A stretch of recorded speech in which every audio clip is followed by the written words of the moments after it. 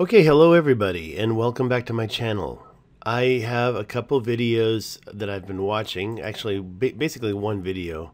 I'll go to my history and find that for you. This video, The History of Atlantis by Chris Tolworthy.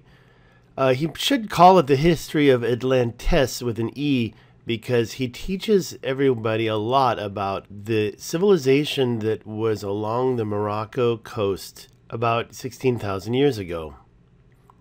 But he also provided this great link, answers.com/Atlantis.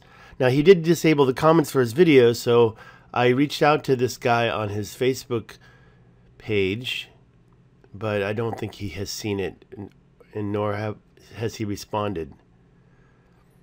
But he does teach quite a bit, a lot of great stuff, and I'm going to try to go over it really quick.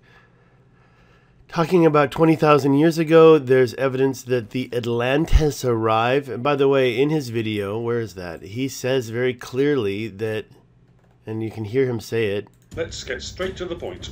Atlantis is real history, but okay, Atlantis is real history. Most people don't know it. So here's a short video on the history of Atlantis. Now, I don't like to play people's videos on my video because of the YouTube rules, so I'm going to stop there, but he does teach some new words that I have never seen before, like Ibero-Mauritians, and Atlantia, according to his history, was the part of Africa south of Libya. He does call the Richat structure Atlantis. He's definitely a pro-Richat structure Atlantis person, so if you're into this, you should watch it. He talks about the term island. He says that in 600 BC, the term island was really on the other side of a river. And the river that we're talking about is the Financiar.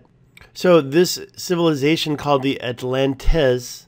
Now the Atlantis were found in these countries, Morocco, Algeria, Tunisia, Libya, before 20,000 BC and up until about 8700 BC. And they apparently moved around this area, and as the desert dried up, we're not talking about the recent drying, but a previous drying, they moved to the east. He says that 20,000 BC, the Sahara was even drier than today. 10,500 BC, the Mediterranean had over 30 centimeters of rain.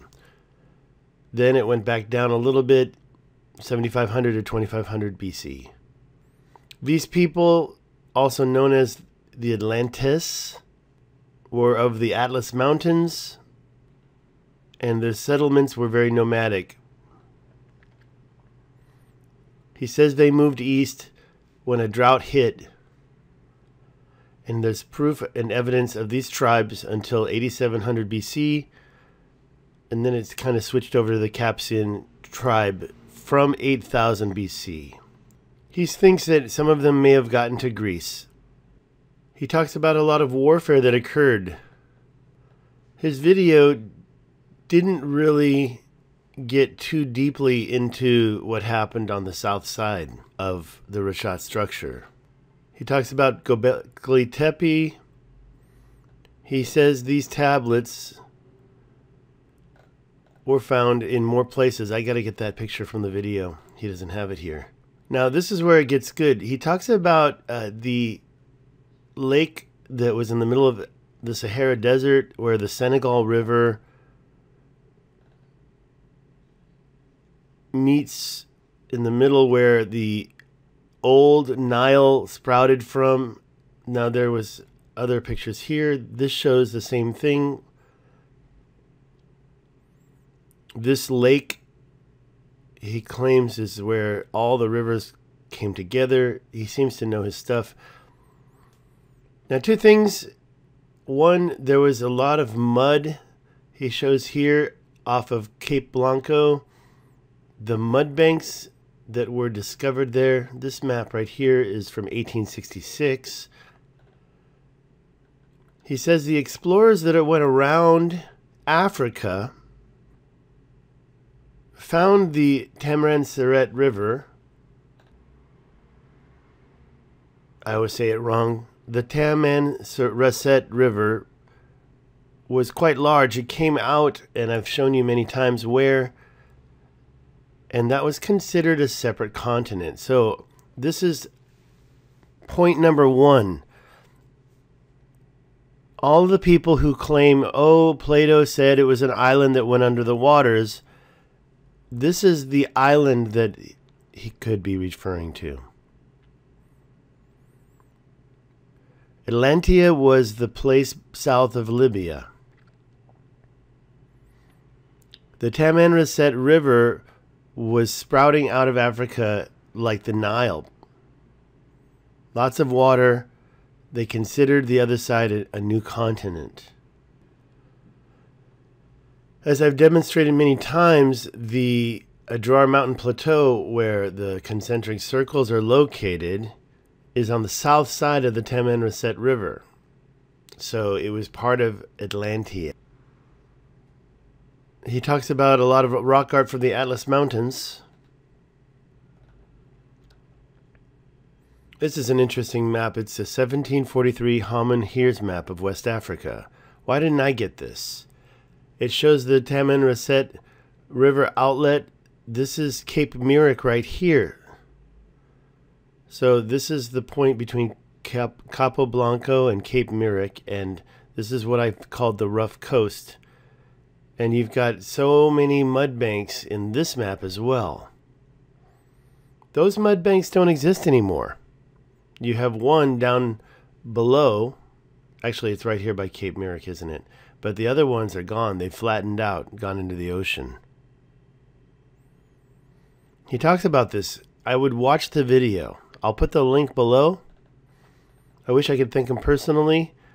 He mentions the writing, an impassable barrier of mud to voyagers sailing from hence to any part of the ocean.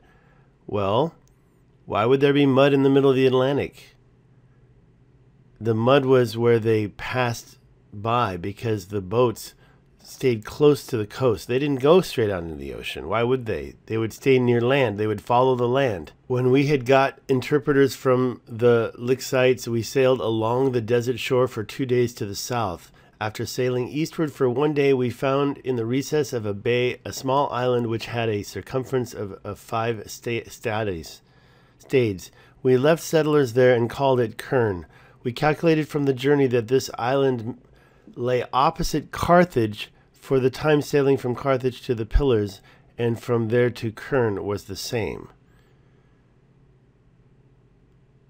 So when they measured this, the Pillars of Hercules was kind of a midpoint for them in the writing.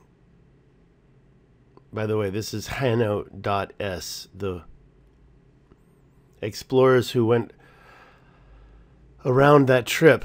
And as you can see, if you look at it like this, beyond the Pillars of Hercules, it's almost a straight line in some ways, from Carthage to the outlet of the Tamanrasset River. So, 2 points in this video. Number one, Atlantis was called an island. Actually, it was a continent. After Plato died, Alexander the Great invaded Persia, continued towards India, and for the first time, the Greeks had a very good idea of how Europe joined to Asia. The idea that continents should be seen as islands separated by wide rivers became absurd, and as war technology improved, rivers were less and less of a barrier. From that moment, nobody could think of Asia as an island, nor sub-Saharan Africa. There was one more point he made about Socrates calling Atlantis a myth. I don't think that's it. Oh no, I'm sorry. It was Aristotle. Wikipedia states that Aristotle believed that Plato had invented the island of Atlantis to teach philosophy. Here's the clip. However, according to Chris Tolworthy, the guy that put this all together, it was a mistake. And he shows right here how that happened. Listen to the video because I want to finish this. He says, read Aristotle for yourself to see. He even includes parts of Timaeus and Critias. There they are. Very long. You can read it all for yourself. So I advise you do.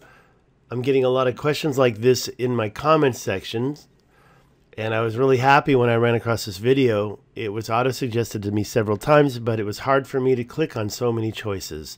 Later on, I guess I'm going to put all my videos into one big video because I've got people asking questions that I've already answered, and it's really tough on me to answer the same questions over and over again in the comment section.